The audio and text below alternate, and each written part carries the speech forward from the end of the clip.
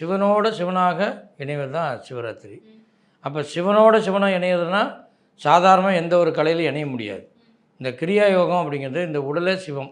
இந்த உடலோடு மனமோடு ஒன்றோடு இணைந்து மிகப்பெரிய சக்தியாக உள்ளே போகிறதுக்கு பேர் தான் சிவனோடு சிவனாக சேருதல்.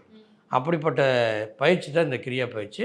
இது நல்லா நம்ம உணர்ந்து பார்த்தோம் அப்படின்னா நம்ம சிவத்தன்மையோடு இணைஞ்சிருக்கிறதா அர்த்தம். அதனால் சிவராத்திரிங்கிறது சிவபெருமானுக்கு உகந்த நாள். அன்று பூமியில் பிரபஞ்சத்துடைய ஆற்றல் சக்தி அதிகமாக இருக்கும்.